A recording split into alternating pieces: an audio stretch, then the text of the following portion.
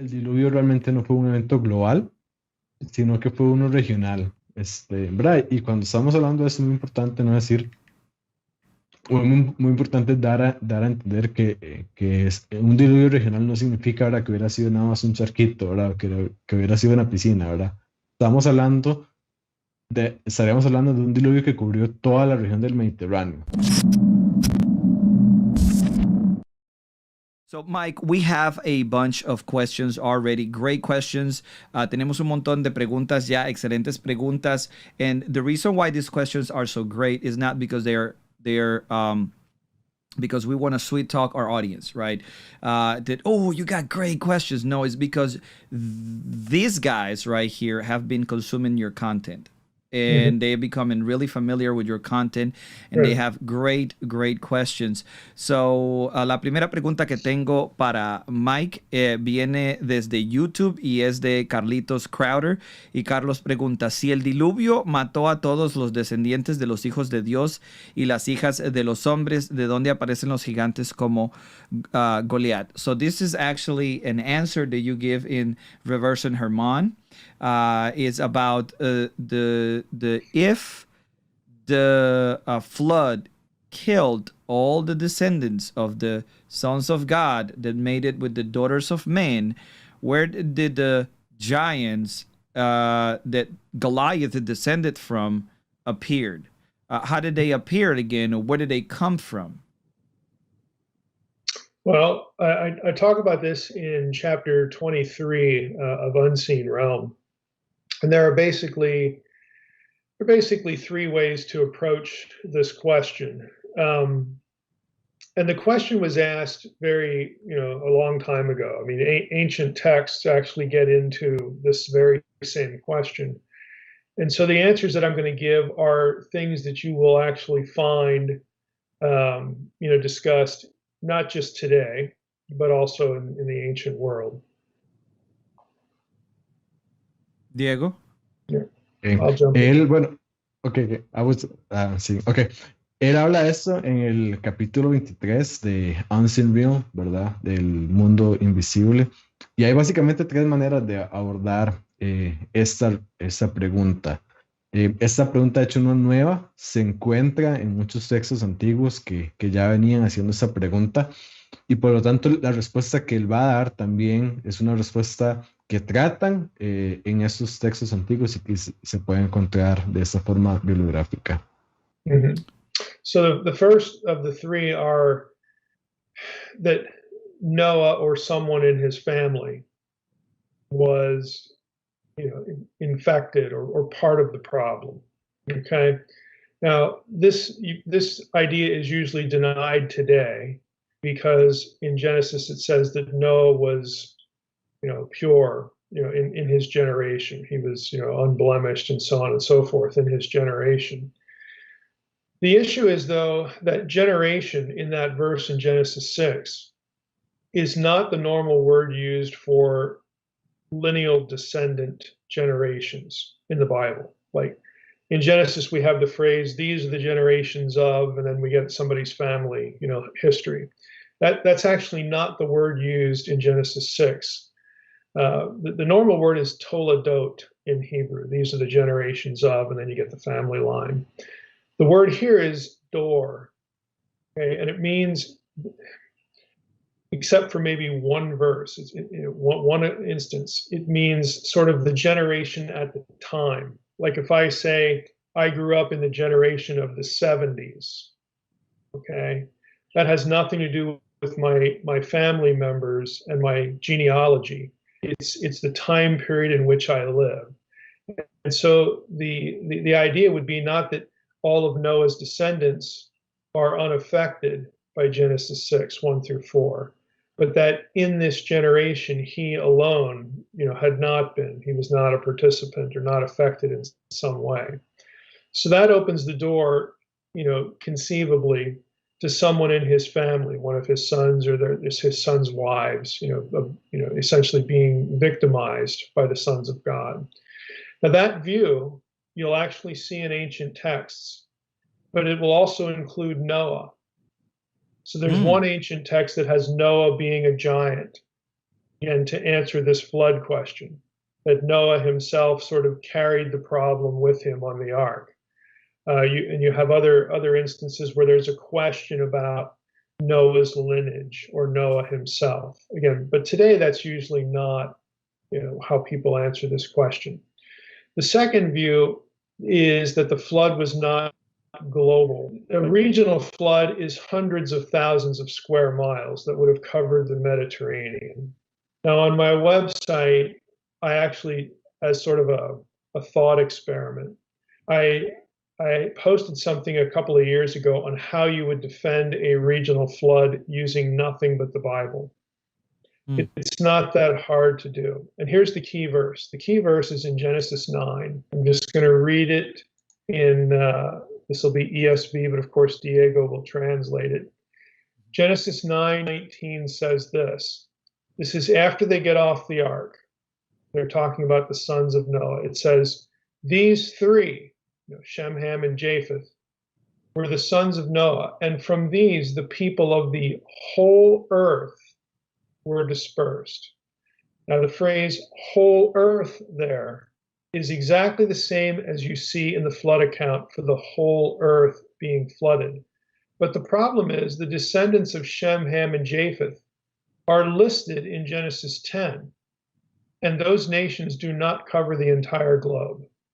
It's the Mediterranean. So if you want to contextualize the flood account by Genesis 9:19, you have a regional event, and there's lots more to it. And I write about the whole thing on my website drmsh.com. If you Google that and put in regional flood, you're going to find the post. The third view is a grammatical one. In Genesis 6:4, we read that. I'll use the ESV again, just so that I am quoting from a regular translation here. In Genesis 6:4, we get the important phrase, the Nephilim were on the earth in those days, and also afterward, when the sons of God came into the daughters of men and bore children to them. Okay?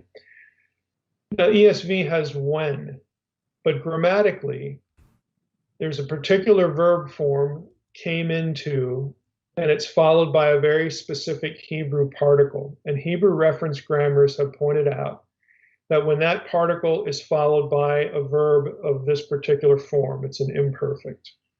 You could translate it this way.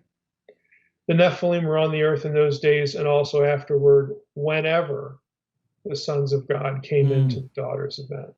In other words, it denotes sort of an ongoing issue, an ongoing problem. And so some have suggested that that's the answer to where we get, more descendants of the Nephilim after the flood, that this kind of thing happened again. Now, that isn't my favorite view. I think, the view I lean to is the regional flood for different reasons, but all three of those have been suggested as answers to this question. Excellent, thank you. Great answer, man. Diego? Ok, muy bien. Él, enumerando estas tres respuestas que se le pueden dar. La primera era que Noé o alguien de su familia estaba infectado, por decirlo de algún modo. Era parte de ese problema con los hijos de Dios. Y eso se niega, se tiende a negar hoy en día, porque de hecho en Génesis dice que Noé era puro en su generación, ¿verdad? Que él no era parte de esto. Sin embargo, hay algo más, hay que estudiar esto más profundo, porque la palabra generación en este versículo no es la misma que se utiliza cuando se habla de las generaciones en la Biblia. Por ejemplo, vemos muchos versículos en el Antiguo Testamento que dice, estas son las generaciones de tal persona, ¿verdad? Y esta palabra generación no es la misma palabra que se utiliza cuando se refiere a estas son las generaciones de, y que esta palabra más bien en hebreo, salvo por un versículo, significa más bien como la generación del momento, ¿verdad? Mike decía, yo puedo decir que yo nací en los 70s, ¿verdad? Entonces estamos hablando de una generación en un momento específico que no tiene que ver con su genealogía específicamente. Entonces, este versículo lo que podría estar diciendo es que él era puro en su generación, en esa época, pero que igual esto no quita la posibilidad de que alguien en su linaje, ¿verdad? En su genealogía, hubiera sido parte de todo esto que involucró a los hijos de Dios y que por lo tanto aún inclusive en el arca, esta persona hubiera estado ahí y que por lo tanto hubiera continuado el problema aún después del diluvio. La, Hay también incluso otro texto antiguo que habla de que Noé era un gigante y que él era parte del problema. Sin embargo, esta visión tampoco es muy popular hoy en día. La segunda respuesta que se le puede dar a esa pregunta es que el diluvio realmente no fue un evento global, sino que fue uno regional. ¿Verdad? Y cuando estamos hablando de eso, es muy importante no decir muy importante dar a entender que un diluvio regional no significa, ¿verdad?, que hubiera sido nada más un charquito, ¿verdad?, que hubiera sido una piscina, ¿verdad? Estaríamos hablando de un diluvio que cubrió toda la región del Mediterráneo, ¿verdad? Así que no sería nada más algo muy pequeño, pero no sería global. Entonces, él en su sitio web hizo un experimento justamente de cómo se podría defender un diluvio regional con solamente la Biblia, ¿verdad? Y en Génesis 9:18 hay una frase que es muy particular y es muy importante para ese tema, porque habla de de Sem y de los hijos de Noé y de las regiones que ocupaban, y nos damos cuenta que en el diluvio es la misma frase, cuando se habla del diluvio se utiliza la misma frase, pero en este otro capítulo no se está refiriendo a todo el mundo, ni siquiera conocido para ellos, sino solamente al Mediterráneo. Entonces, de esa forma uno puede argumentar por un diluvio que fue regional y no global, solamente utilizando la Biblia. Y la tercera respuesta que se le puede dar tiene que ver con Génesis el 6 al 4, cuando dice que los nefilim estaban en la tierra en esos días, y también después cuando los hijos de Dios, y aquí es el versículo donde habla que los hijos de Dios se mezclaron con los hijos de los hombres y demás, pero la palabra clave es esta palabra cuando, porque esta tiene una variante que hace que su correcta traducción no necesariamente sea nada más cuando, sino puede ser un mientras que. Que eso estaría indicando que el problema de los hijos de Dios no fue un evento en particular, un evento específico, sino que fue algo que continuó con el tiempo.